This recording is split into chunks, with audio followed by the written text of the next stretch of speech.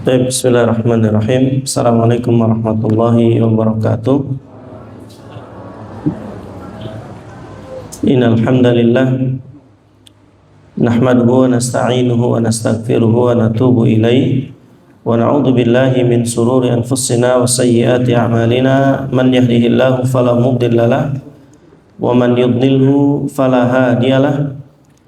Asyhadu an la ilaha illallah wahdahu la syarika lah wa asyhadu anna Muhammadan abduhu wa rasuluhu la nabiyya wa la rasula ba'da. Qala Allah ta'ala fi kitabihil karim, ya ayyuhalladzina amanu taqullaha haqqa tuqatih wa la tamutunna illa wa antum muslimun. Amma ba'd, fa inna asdaqal hadithi kitabullah wa khairul hadi hadi Muhammadin sallallahu alaihi wasallam wa syarrul umuri muhdatsatuha fa inna kulla muhdatsatin fid dini bid'ah wa kullu bid'atin dhalalah wa kullu dhalalatin fin nari amma ba'd. Jamaah sekalian, a'azakumullah wa iyyakum jami'an, teman-teman semua yang semoga Allah Subhanahu wa taala memberkahi kita semua, memberkahi umur kita, waktu kita, harta kita, keluarga kita, dan segala yang telah kita persembahkan kepada Allah Subhanahu wa taala.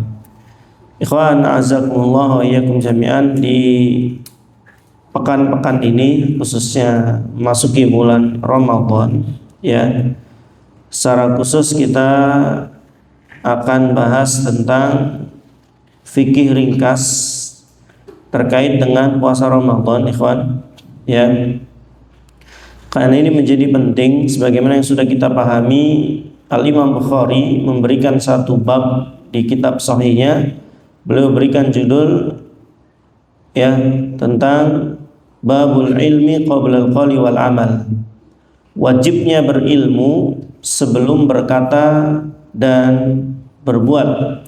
Artinya ikhwan, segala sesuatunya harus dilandasi dengan ilmu. Apapun itu akan jadi baik dan benarnya kalau seorang mengamalkan suatu, melakukan suatu tindakan, pekerjaan apapun, kalau dengan ilmu yang ada. Terlepas dari itu juga memang Allah Subhanahu wa taala mengancam orang-orang yang tidak siap melaksanakan satu ibadah sementara kewajiban sudah datang kepadanya.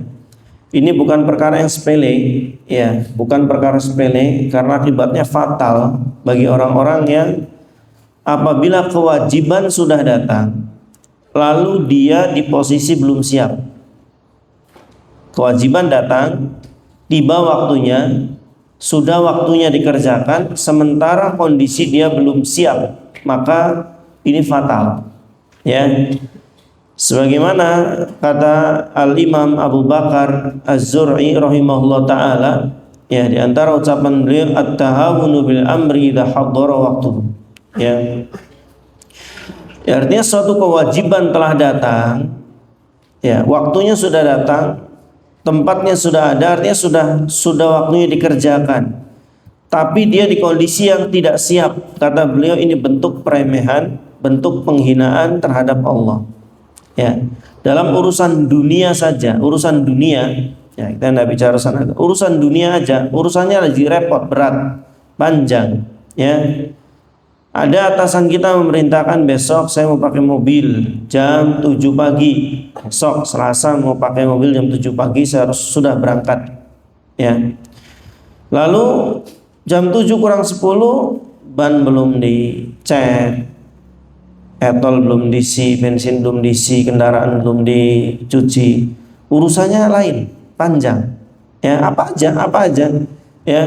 Barang kita siap kirim, di deadline jam 8 harus sudah berangkat. Nyata urusannya kan panjang dengan orang lain dan dengan orang-orang yang ini bentuk peremehan terhadap perintah. Kurang lebih begitu. Apalagi bicara ibadah, ikhwan. Nggak mungkin nggak ada efeknya. Itu maksud saya. Maka Allah ancam 3 ancaman.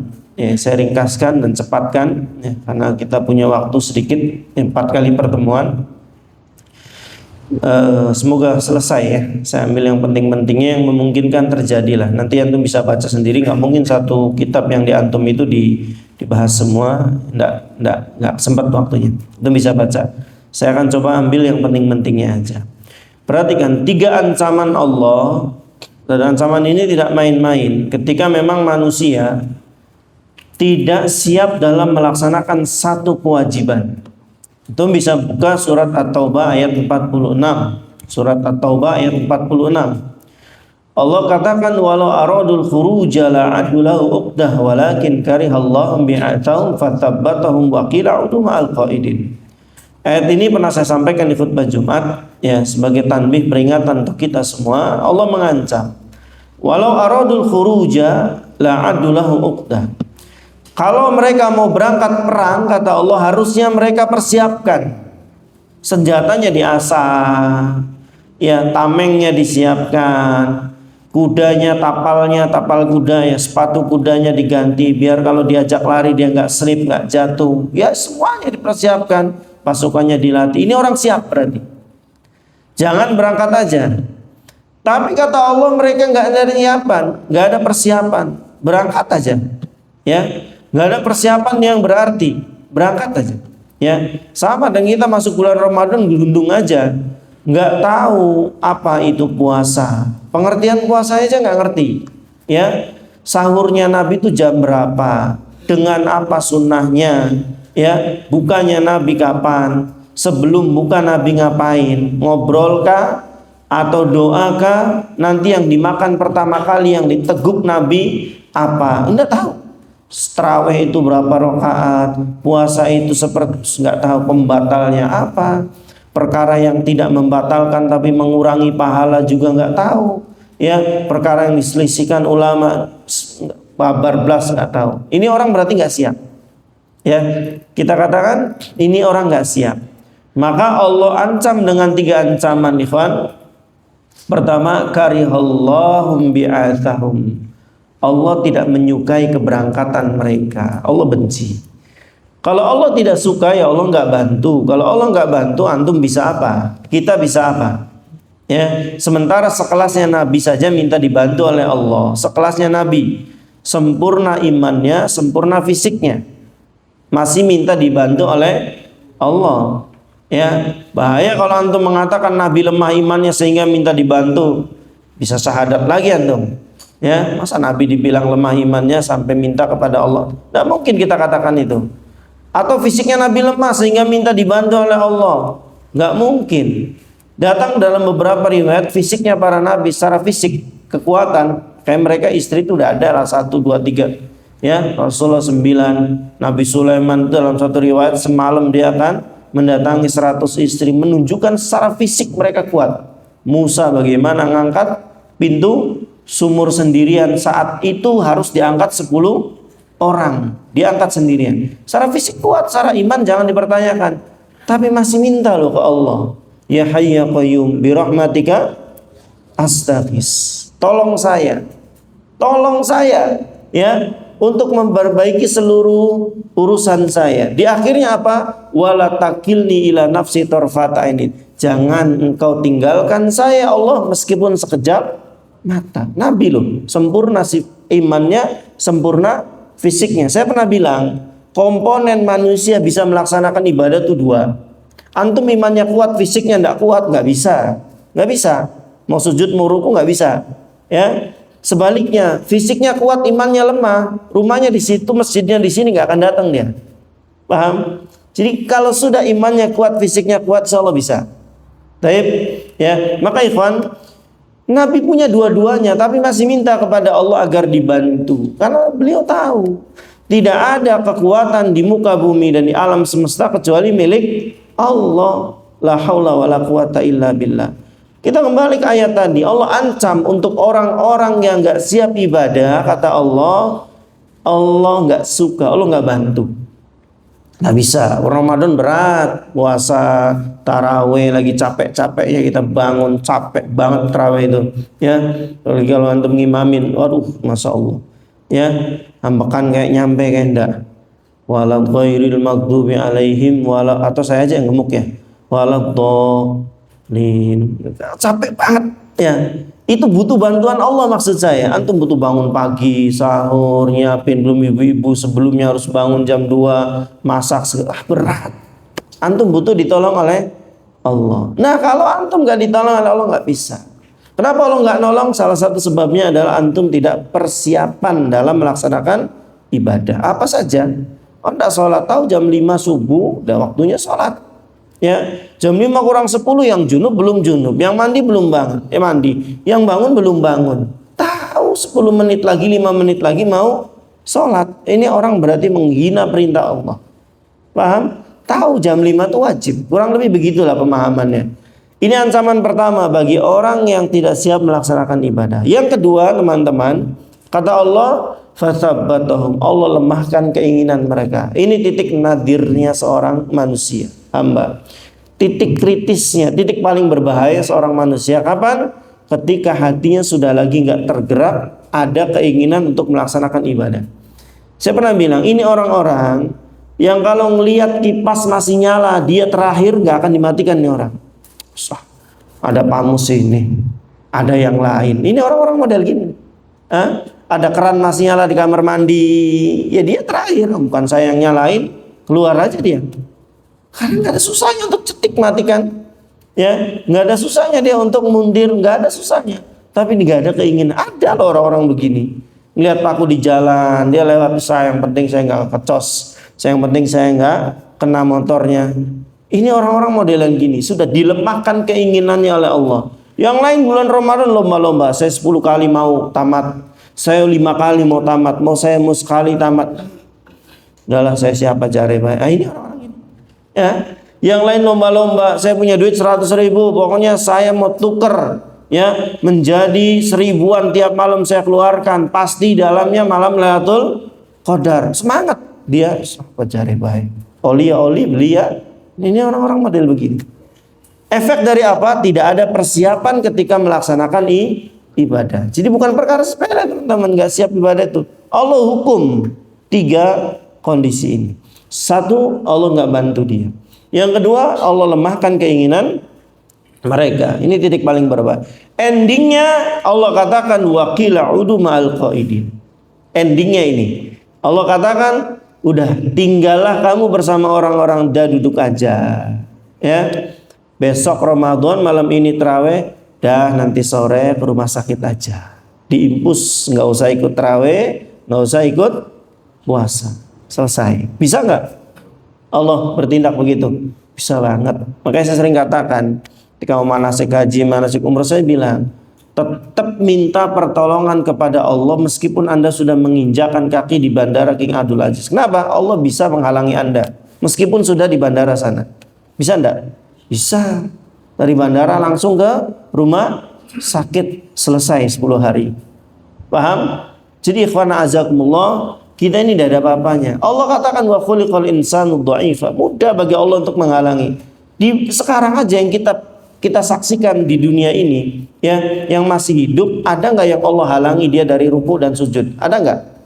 Ada. Dikasih sakit punggungnya, nggak bisa melengkung untuk ruku sujud, selesai sudah.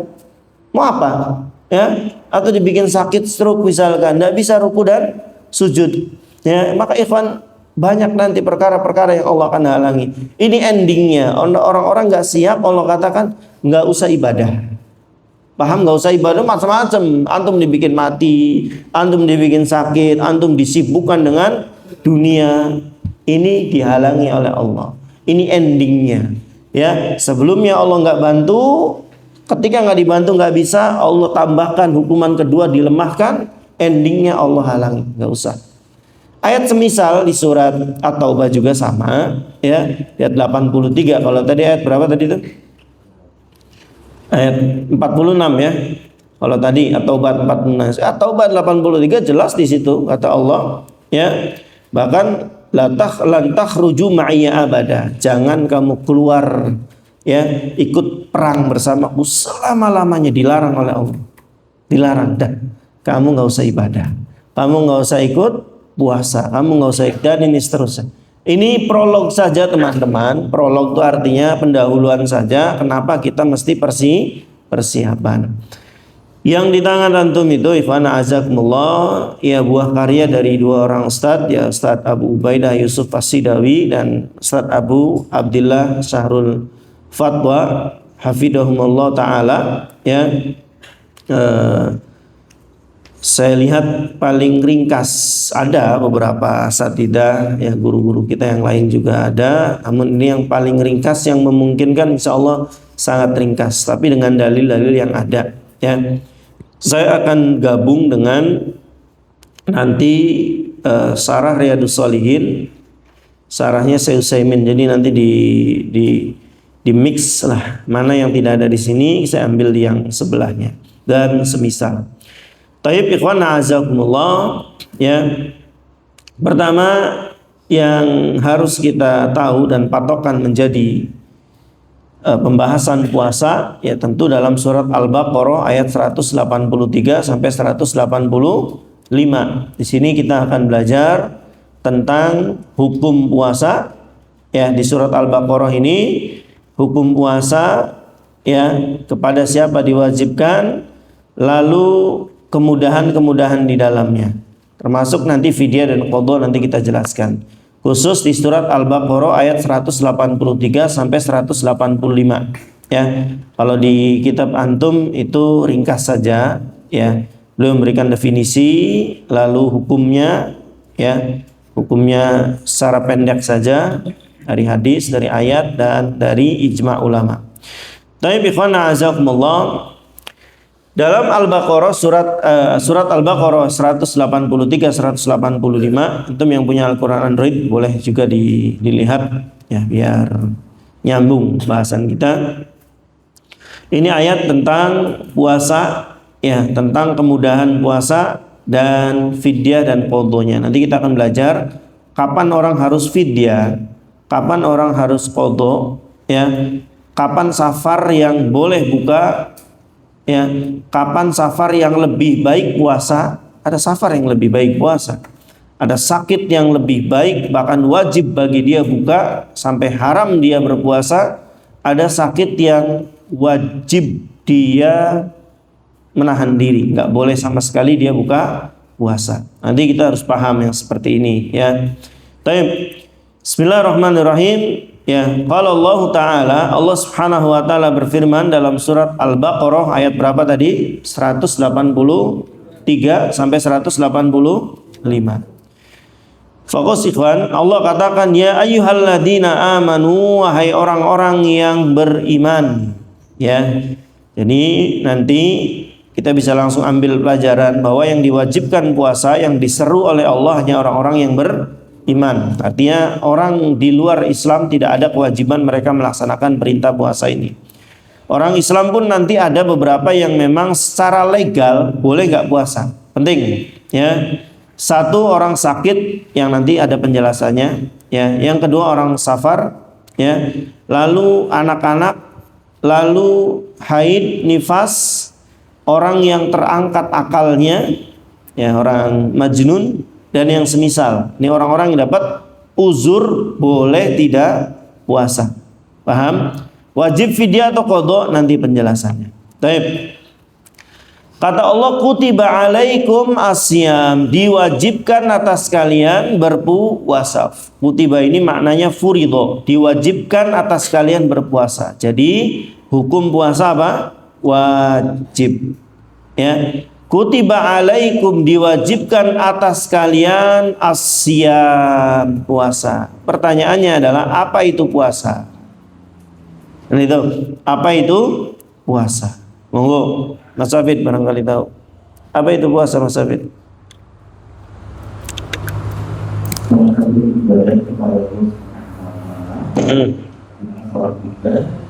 Dilarang untuk makan dan minum, dan juga membiasakan tempatnya dimulai dari matahari sampai dengan kebenaran. Masya Allah, mumtaz. Nanti minumnya separuhan, Mas Hafid. Udah diminum itu. Taib. Ini takrif puasa yang betul. Jadi puasa itu bukan jawabannya tidak makan, tidak minum. Karena ada orang-orang yang tidak makan, tidak minum, tapi bukan kategori puasa Ramadan, Bu. Contoh, orang diet, orang mau operasi, ya. Istri saya tuh mau sesar, ya, katanya jam 9. Jadi jam 4 subuh tuh sudah harus kosong, nggak boleh ada makanan masuk lagi. Ternyata hari itu 11 orang yang harus saya sahar, sehingga dapatnya ba'da maghrib, baru selesai ba'da isya. Dari jam 4 sampai jam 7-an malam nggak makan, nggak minum. Puasa Ramadan bukan? Ya bukan. Orang lagi mau puasa, orang lagi mau operasi. Paham? Nggak semua yang nggak makan nggak minum kategori puasa Ramadan.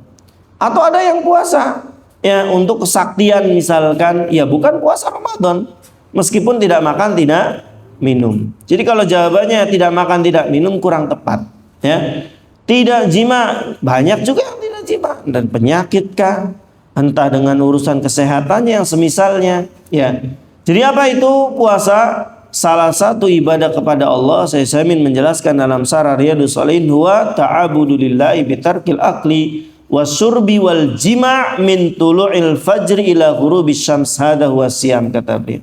Yang namanya puasa adalah salah satu ibadah kepada Allah ya, dengan cara meninggalkan makan, meninggalkan minum, meninggalkan jima ya, dari mulai terbitnya fajar sampai terbenamnya matahari ya. Hadza huwa siyam, kata beliau. Ini yang namanya puasa tuh, ini bukan sekedar meninggalkan makan. Karena ada orang yang sekarang itu ada diet, Bu, dietnya ketat ya, IM, intermittent fasting, apa Mas Hafid artinya, nggak ngerti lah pokoknya ya. Dia makan terakhir misal jam 5 subuh, nanti ketemu lagi jam 9 malam ya, atau di jam yang sama, ya bukan puasa ini namanya. Orang lagi di diet ya, orang lagi melakukan satu kegiatan tertentu ya, kita katakan ini bukan puasa. Maka puasa ada pengertian sendiri, salah satu ibadah kepada Allah dengan cara meninggalkan makan, minum dan jima dari terbitnya fajar sampai terbenamnya matahari ya. Fajar apa di sini? Fajar shadiq ya. Ya sekarang sudah nggak bisa dilihat Bapak Ibu sekalian karena polusi cahaya sudah nggak bisa ya. Ya patokannya mungkin azan, cuman ini juga akan jadi masalah. Memang kenapa? Ya karena azan kalau orangnya telat ya juga khawatir. Maka beliau bilangnya min tulu'il fajr, bukan azan subuh sampai azan maghrib ya, karena azan bisa telat orangnya, bisa kecepatan orangnya. Jadi patokannya memang terbitnya fajar sampai terbenamnya matahari ya. Kalau memang mau digampangkan ya tadi azan subuh sampai azan maghrib ya, tapi lafaz dari beliau tidak seperti itu. Min tulu'il fajri ila ghurubis syams, hadza huwa siyam. Ini puasa. Lalu kata Allah, kama kutiba 'alal ladzina min qablikum, dan puasa juga diwajibkan untuk orang-orang sebelum kalian. Ini ada yang kata menarik, kata Syekh Muhammad bin Shalih Utsaimin ya. Allah bilang diwajibkan atas kalian puasa sebagaimana, ada kata sebagaimana orang sebelum kalian juga puasa. Ini nggak ada di perintah lain, kata beliau. Salat ya sudah, aqimus shalah, selesai. Allah nggak bilang salatlah kalian sebagaimana orang sebelum kalian juga salat. Dulu ada salat nggak? Ada lah. Antum pernah dengar kisah Juraij nggak? Juraij yang dipanggil ibunya nggak nyaut. Dia lagi ngapain? Salat ya. Cuma salahnya dia saat itu ya, sholatnya sholat sunnah, dipanggil ibunya, sementara ibu ini hukumnya panggilannya wajib ya, panggilan orang tua wajib statusnya, sementara sholat yang dilakukan sholat sunnah yang wajib bisa menggugurkan yang sunnah. Harusnya disaut, dia nggak nyaut.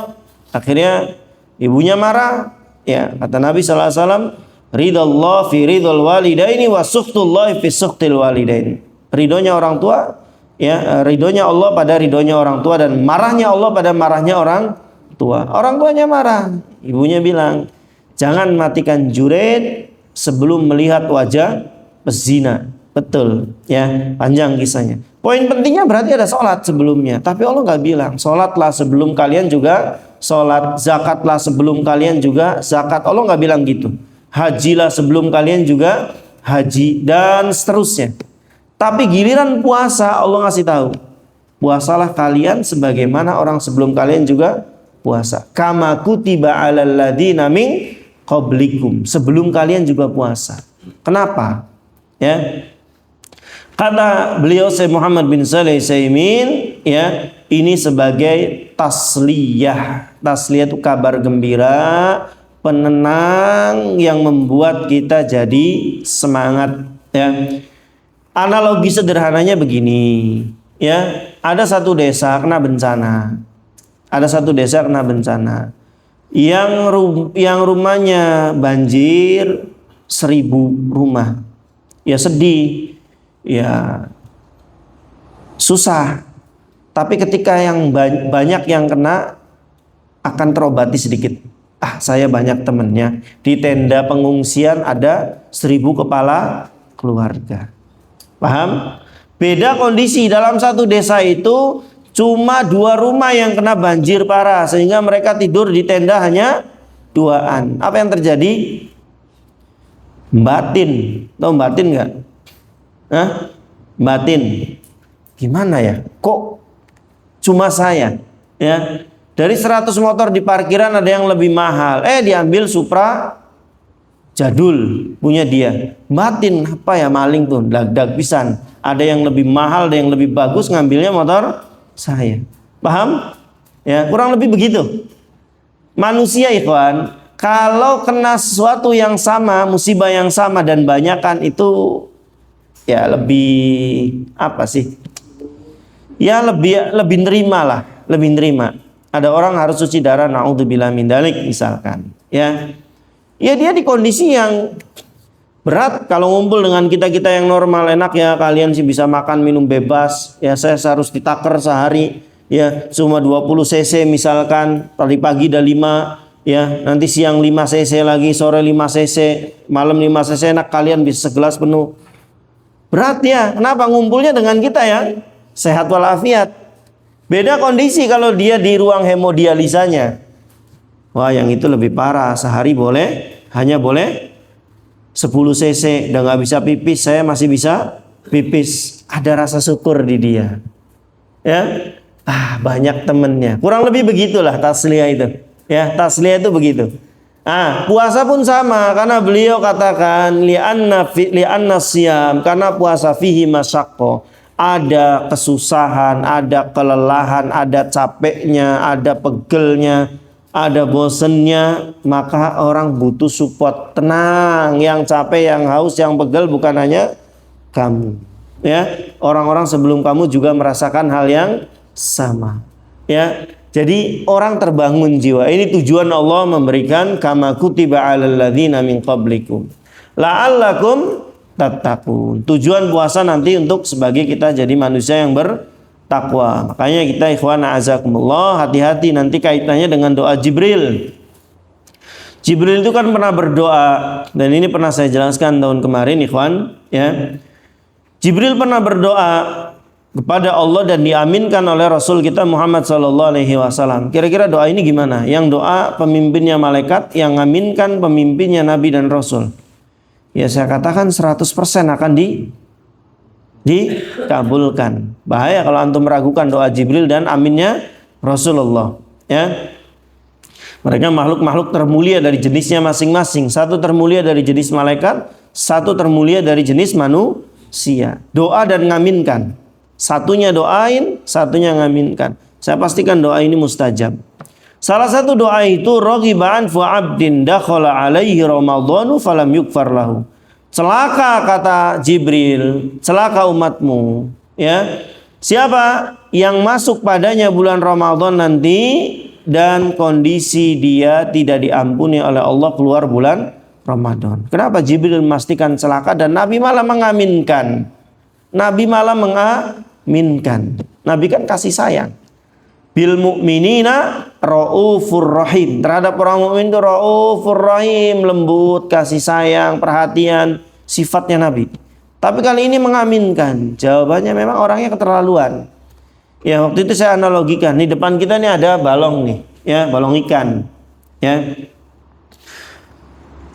Siang dihujani 24 jam. Nanti malam juga dihujani dari jam 6 sore sampai jam 6 pagi dihujani. Nyambung 24 jam. Dan 30 hari hujannya. Balong ini akhir bulan harusnya gimana? yang bleber, banyak penuh airnya harusnya. Tapi ternyata nggak ada satu tetes pun airnya. Boleh nggak saya bilang, dan antum jangan tersinggung kalau saya bilang ini balong rusak, balong nggak layak dipakai, balong udah diuruk saja, nggak layak dipakai. Boleh nggak saya bilang gitu? Hah? Ini pasti balong rusak. Ya gimana sih? Hujan selama 24 jam kali 30 hari nggak dapat air. Pasti rusak. Antumnya jangan tersinggung. Ya memang rusak. Paham gitu? Orang bulan Ramadan itu kan siangnya ampunan. Man soma. Barang siapa yang puasa. Siang atau malam? Siang. Man soma Ramadhana imanan wahtisaban ghufira lahu ma taqaddama min dambihi. Siapa yang puasa di siang hari berarti akhirnya diampuni dosanya yang telah lalu. Malamnya man qoma. Siapa yang sholat malam, sholat apa maksudnya?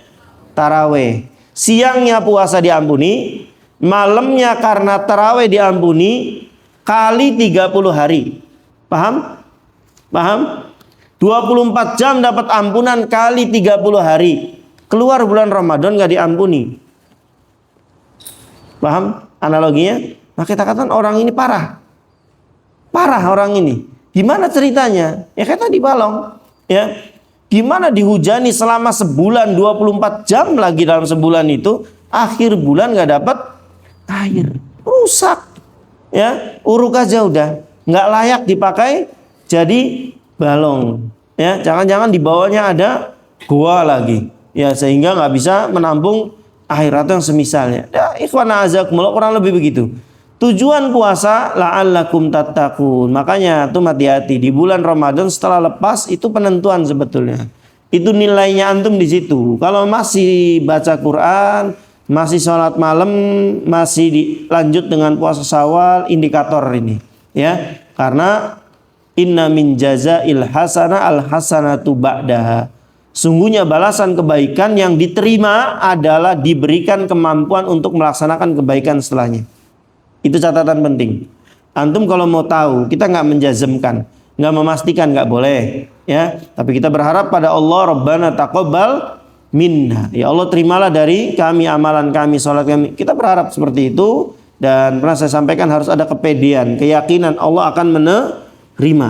Jangan kayak orang-orang bingung, ya Allah, saya nggak sanggup ke nerakamu, saya juga nggak pantas ke surga. Ini orang-orang doanya bingung. Antum nggak boleh seperti itu. Ya Allah, saya berikan pahala, terimalah amalan saya, dan yakin pahala kita akan diterima oleh amalan kita akan diterima oleh Allah. Poin pentingnya ikhwan a'azakumullah, saya ingatkan ada indikator besar dalam hidup kita. Kapan kita bersemangat ibadah, ya, kapan kita meyakini semoga ini ibadah saya diterima. Ketika kita dimampukan ibadah setelahnya. Antum sholat duhur, terus antum dimampukan sholat ba'diyah. Ini semoga indikator bahwa sholat wajib antum diterima oleh Allah. Selain urusan sunnah nanti nambal wajib, tapi tadi kata para ulama, salah satu tanda orang diterima ibadahnya adalah dia dimampukan untuk melaksanakan ibadah setelahnya. Ramadan diiringi dengan Syawal, paham? Dan seterusnya begitu. Maka ya saya lihat dalam prakteknya begitu kok. Ya, orang yang siangnya nggak maksiat, malamnya bisa bangun. Orang yang siang ya dibalas oleh Allah. Ada kebaikan di siang hari, malamnya Allah tolong, dan seterusnya seperti itu. Tapi ikhwana azakumullah, kita lanjut dulu deh. La'allakum tattaqun. Lalu di setiap ibadah wajib kita selalu ada kemudahan. Ini prinsip Islam. Makanya pernah saya bilang, gerak-gerok bahkan saya ngomong ke antum. Ya, anggaplah antum nggak hafal dalil, anggaplah antum nggak hafal qala Allah wa qala Rasul. Kita tuh bisa menentukan ini dari Islam atau bukan ya. Ini ajaran Nabi atau bukannya gampang. Kapan? Seperti apa? Indikatornya.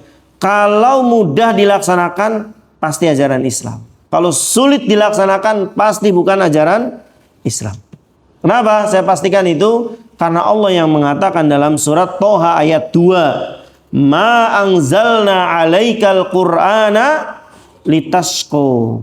Kami tidak turunkan Al-Quran, syariat, perintah membuat manusia jadi susah. Nggak ada. Ustadz, jihad kan susah, orangnya capek, pegel, bahkan saya meninggal. Kan bagi yang mampu. Anak-anak wajib enggak? Orang tua? Perempuan? Tidak. Yang seger-seger, yang kuat-kuat, yang terlatih. Antum muda pun nggak bisa main pedang, nggak boleh sama Nabi ikut. Dites dulu. Ya, Nabi ngetes, ada pemuda, coba ya. Kalian latihan main senjatanya, dites dulu, nggak bisa asal kloyong. Orang-orang yang mahir, semua perintah ikhwan pasti ada kemudahan. Haji Ustaz besar, duitnya banyak, tenaganya besar, waktunya panjang. Kan bagi yang mampu tenaganya dan mampu uangnya. Antum punya tenaga yang kuat, gak ada uangnya, Allah tahu, gak wajib bagi antum saat itu. Ya, sebaliknya, antum punya harta, tapi tenaga tidak ada, ya paling ujungnya haji badal nanti. Kurang lebih begitulah. Ya, maka ikhwan a'azakumullah, setiap perintah Allah pasti di dalamnya ada kemudahan. Karena ini prinsip Islam, mudah apa aja. Ya, antum berhadapkan dua perkara yang susah dan mudah, ambil yang paling mudah, itu Islam. Ya, termasuk dalam puasa ada kemudahan. Kalau sholat kan kemudahannya nggak bisa berdiri, boleh dengan duduk, nggak bisa duduk, boleh dengan berbaring, nggak bisa berbaring, boleh dengan isyarat mata dan seterusnya. Ya, ini kemudahan dalam sholat. Kemudahan dalam puasa, yang pertama ayyamam ma'dudat. Ini kemudahan puasa yang pertama, yaitu dia dilaksanakan hanya beberapa hari saja. Ya, nggak sampai berbulan-bulan, nggak sampai bertahun-tahun, hanya beberapa hari. Ini kemudahan pertama dalam puasa, hanya dilaksanakan beberapa hari. Ayyamam ma'dudat. Jadi tenang, insya Allah. Nggak ada ibadah yang lama. Ya, ibadah yang lama yang seumur hidup hanya tauhid. Ya, hanya tauhid. Yang lainnya nggak ada. Ya, satunya mungkin kalau ini pernikahan. Nikahan itu salah satu ibadah yang lama. Ya, tapi tauhid itu kan 24 jam. Kita harus mentauhidkan Allah. Ya, untuk mau ini mau itu salah satu ibadah yang terlama. Sampai mati bahkan. Ya, bahkan matinya pun harus bertauhid. Ya, kata Nabi, man akhiru kalamihi la ilaha illallah dakhalal jannah. Barang siapa yang akhir ucapannya adalah la ilaha illallah, dia akan masuk surga. Itu menunjukkan bahwa tauhid dari mulai lahir sampai mati.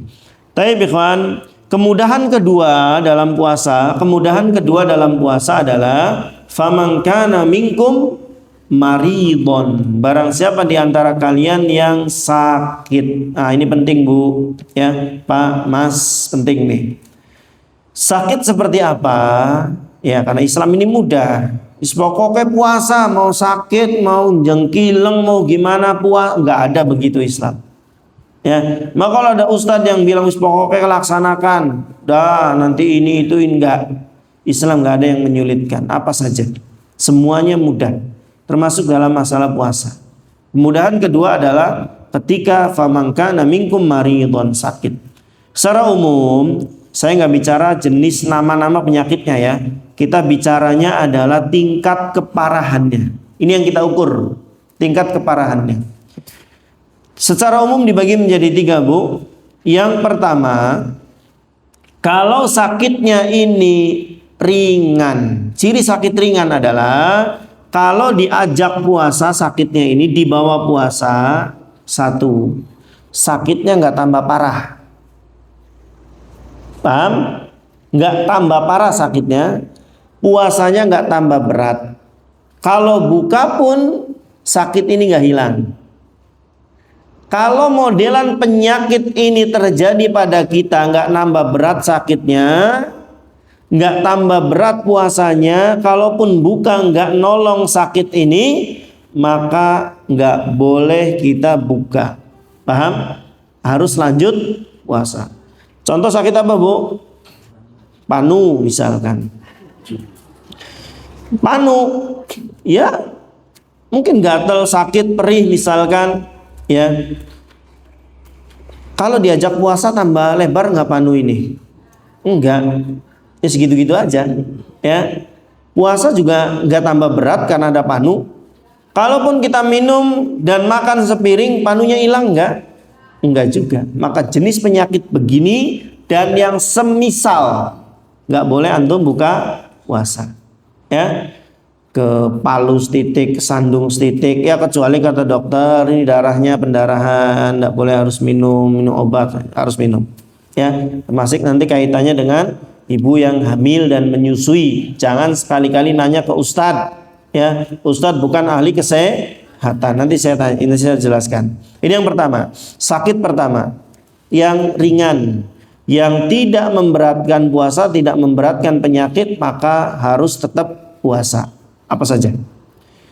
Yang kedua, grade kedua yang sedang sakitnya, yang kalau dibawa puasa sakitnya tambah berat, tambah parah, puasanya otomatis tambah berat juga, ya. Maka jenis penyakit modelan begini wajib atas dia buka, nggak boleh dia untuk puasa.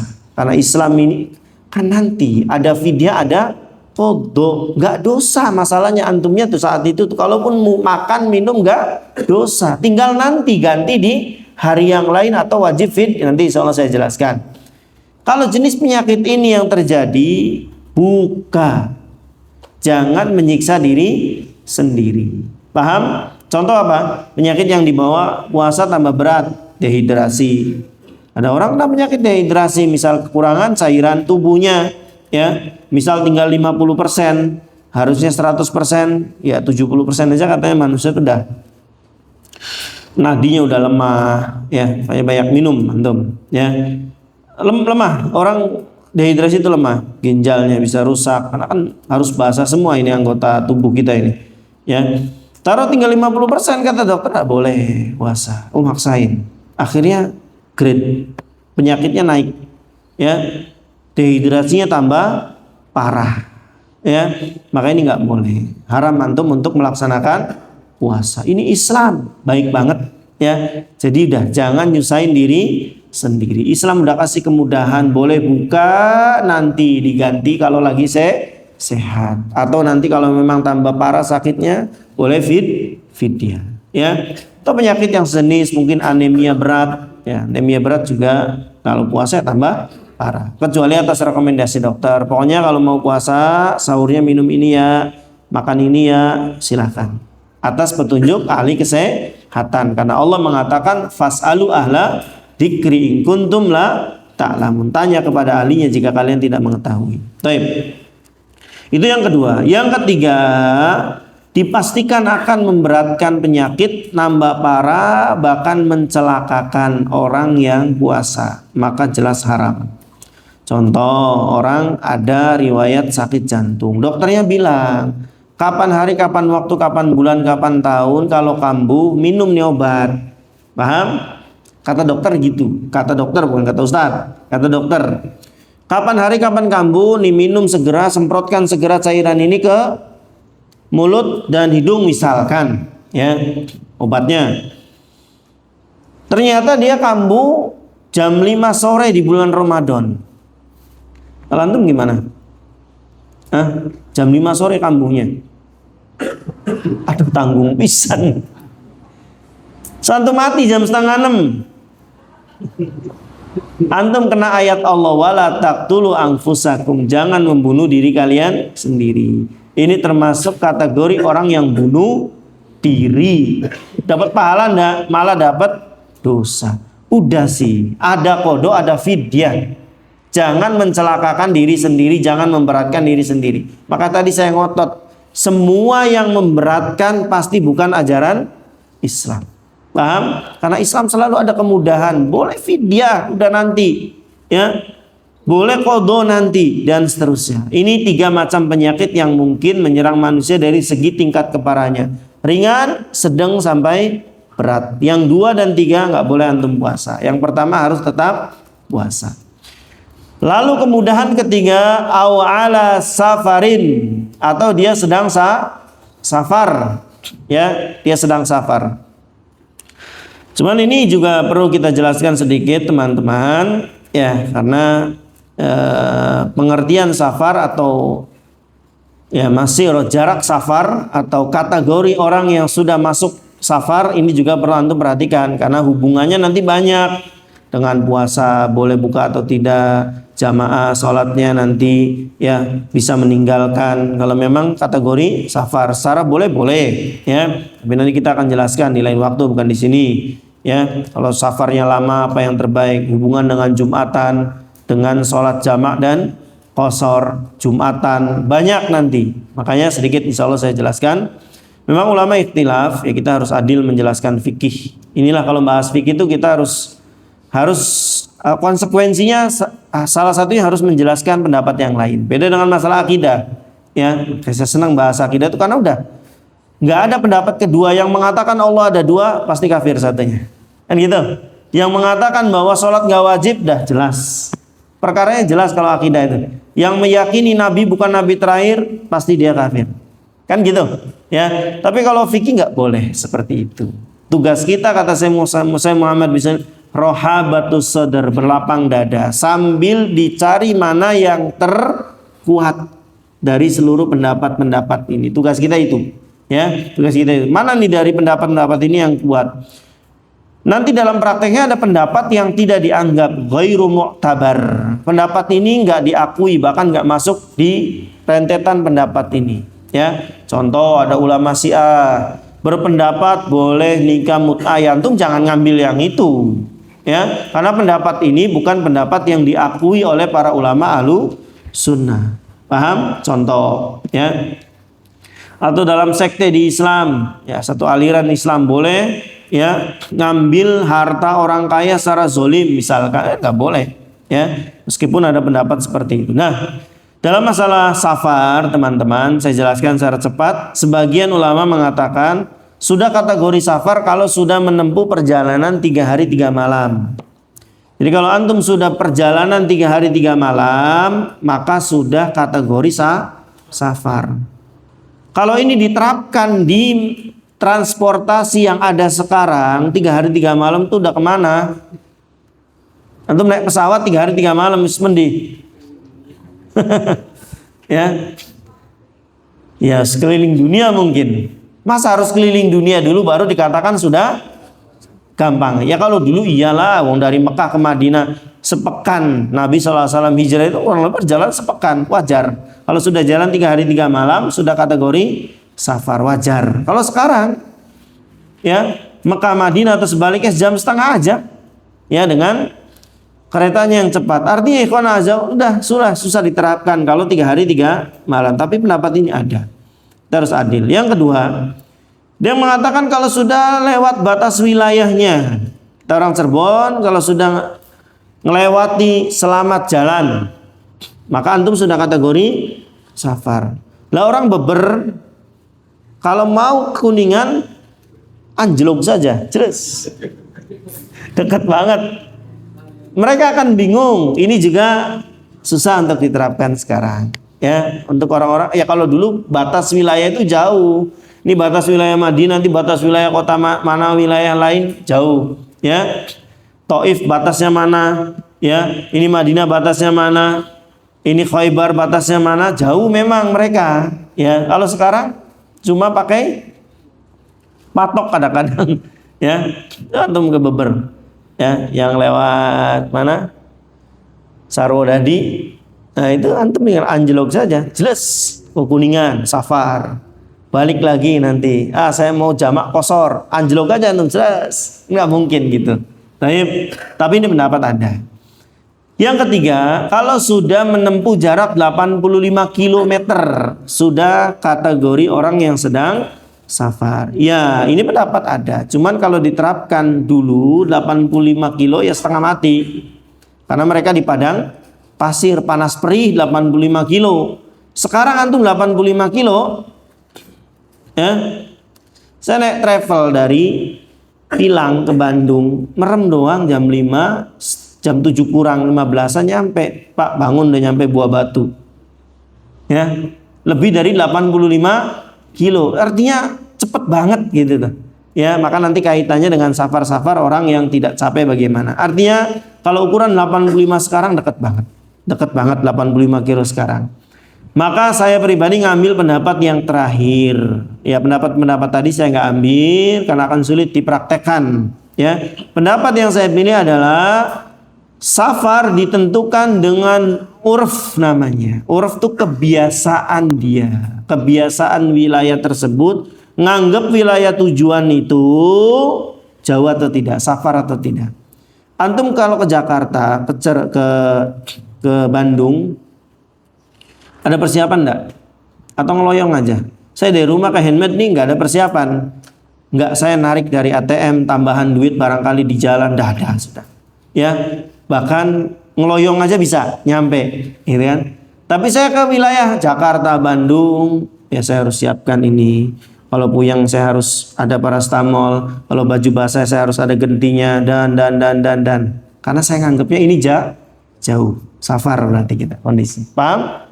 Sederhananya begitu, ya. Jadi anggapan wilayah ini ke wilayah A, B, C, D, E dan seterusnya ini safar atau bukan. Ini yang paling tepat, ya. Ini yang paling dekat dengan, ya menurut saya ini yang paling menenangkan hati. Bahkan untuk ukuran kalau 85 kilo, ya saya pulang pergi dari rumah ke Arjawinaun balik lagi udah ya 55 kilo, ya. Nanti balik lagi sudah 85 kilo. Safar saya berarti ke ibu saya. Apa mungkin? Kurang lebih gitu. Artinya ikhwan azakumullah, ya ini ikhtilaf, ya. Tapi tadi pendapat yang kita pilih adalah bahwa safar ditentukan dengan urfnya. Setelah kita mengetahui safar, maka kita bahas masalah bolehnya buka dalam safar. Secara umum ini penting, jangan sampai antum salah pengertian. Secara umum, orang yang kategori safar boleh dia buka. Mau capek mau tidak, mau lelah mau tidak, mau haus mau tidak, mau lapar mau tidak, selama kategorinya sudah masuk safar boleh.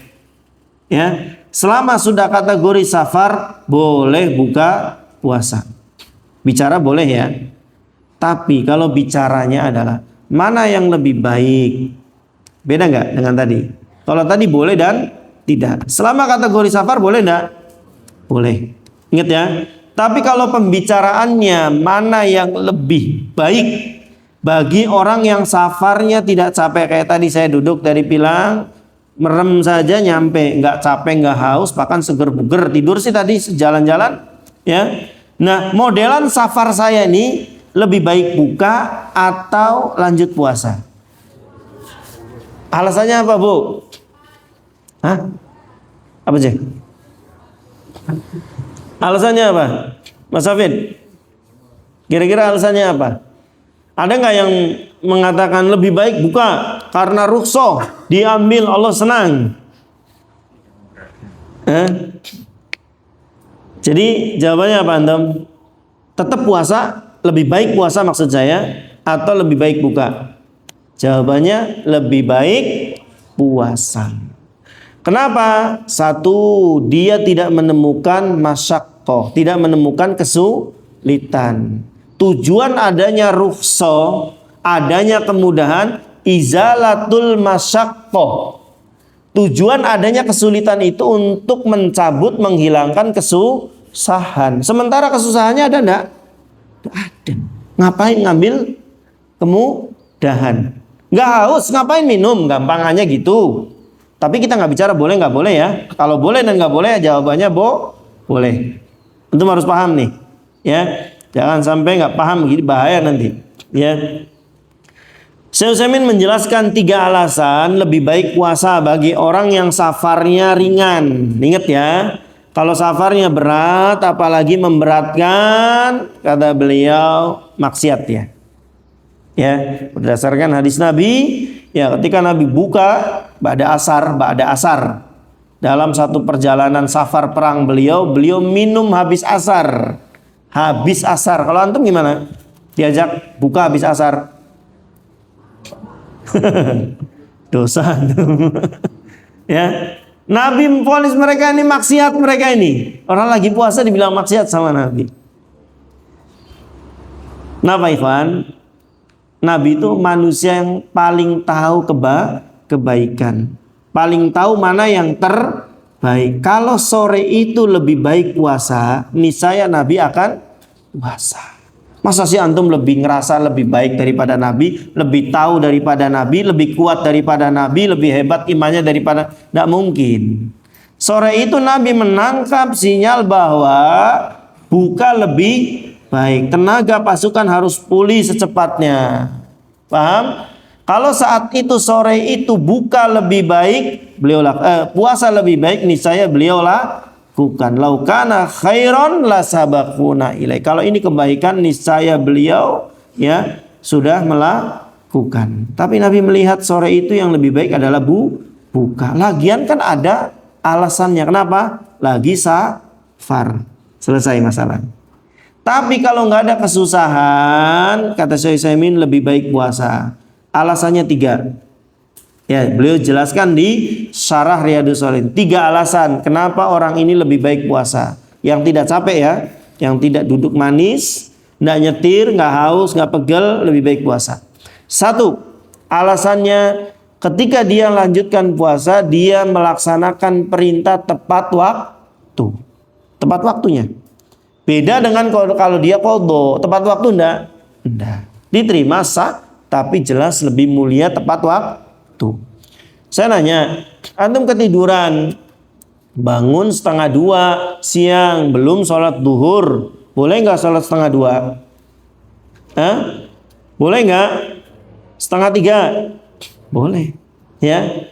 Atau antum menyengaja mending sholat jam 2 tanpa uzur, ya paling kena ayat fawailul lil musallin. Tapi secara sah dan boleh enggak? Boleh. Tapi kalau pertanyaannya, mana yang lebih baik, 1:30 atau tepat waktu? Ya tepat waktu. Paham? Bicara boleh dan boleh aja. Tapi kalau bicara tepat waktu, qadha boleh enggak? Boleh. Tapi mana yang lebih utama, qadha atau tepat waktu? Ya tepat waktu jawabannya. Ini alasan pertama dari beliau. Alasan kedua, ketika dia meneruskan puasa, dia puasa di bulan yang mulia, yaitu bulan Ramadan. Kalau qadha kan dia bukan bulan puasa. Entah bulan Syawalnya, entah bulan setelahnya dan semisalnya. Jelas lebih mulia bulan Ramadan. Ini alasan kedua beliau. Alasan ketiga, ketika dia meneruskan puasa, ini lebih ringan. Kenapa? Bature ake. Kang puasai ake. Beda kalau dia qadha sendirian, yang lain istirahat makan seblak, dia nyium aromanya, tambah berat bagi dia. Yang lain makan minum di siang hari, dia puasa. Paham? Jauh lebih berat bagi dia. Maka dengan 3 alasan ini beliau mengatakan puasa lebih baik. Tapi kalau ada pemberatnya, udah mulai haus, capek, ini nggak usah banyak cerita, ya. Kalau saya nyetir gimana? Mudik misalkan, buka. Di belakang antum bawa sekian nyawa. Paham? Kalau antum ngantuk, pandangan antum kabur, ada madorot di dalamnya, buka. Jangan nunggu capek dulu, jangan nunggu haus dulu, jangan nunggu yang lainnya. Ya. Saya ketemu dengan seorang jamaah, pilot penerbang dia, pergi ke Prancis, kemana, seluruh dunia. Boleh nggak saya buka, Ustadz? Ya saya bilang kalau karena profesi nggak boleh, nggak ada profesi yang membolehkan kita untuk buka puasa. Tapi karena safar Anda boleh. Paham? Saya buka puasa karena pilot, saya masinis, saya supir, nggak ada. Ya, tapi saya buka karena saya sedang safar, boleh. Ada 300 manusia di belakang saya, apalagi dunia penerbangan ketat. Ya, suhu nggak ideal aja nggak boleh naikin pesawat. Ya, tensi kurang dikit dan lebih dikit nggak boleh, harus stabilkan. Suhunya nggak boleh tinggi-tinggi, nggak boleh terlalu dingin. Kenapa? Ada ratusan nyawa yang harus dia pertaruhkan. Maka seperti ini boleh. Paham? Ya, nggak usah nunggu capek dulu, nggak usah nunggu mata kabur dulu, nggak usah nunggu ada tragedi dulu. Buka, sudah. Karena hakikatnya dia sedang safar. Paham? Ini Islam. Ya, ini Islam. Kalau orang paham Islam sejati itu ikhwan, enak banget. Nggak ada yang memberatkan. Ya, yang ada orang nggak paham sehingga nyalakan apa sih Islam ini.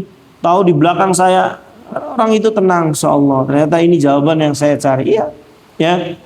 Kalau alasannya karena Anda seorang ini, seorang itu nggak ada. Tapi kalau alasannya Anda karena seorang yang lagi safar, maka boleh. Paham? Ya. Pertama tadi, orang-orang yang memang bawa nyawa bayang antum di bulan Ramadan sudah. Ya, antum butuh sehat, antum konsentrasi tinggi, ya antum nggak boleh ngantuk dan seterusnya. Pendukung-pendukung ini selesaikan dan sudah. Kan nanti ada rukso, boleh qadha dan fidyah. Paham ya? Tapi ikhwan a'azakumullah, kita sudah lebih, nanti insya Allah dilanjutkan pekan depan. Bahasan kita adalah masalah fidyah dan apa namanya, qadha. Sambil nanti kita tambahkan, ya di kitab antum ada beberapa pembatal puasa yang boleh batal puasa, ya selain dari sakit dan haid, selain dari sakit dan safar, ya ada haid, orang tua renta dan yang semisal. Wallahu alam ikhwan. Kita lanjutkan insyaallah pekan depan. Kita kembalikan ke moderator. Tafadhol.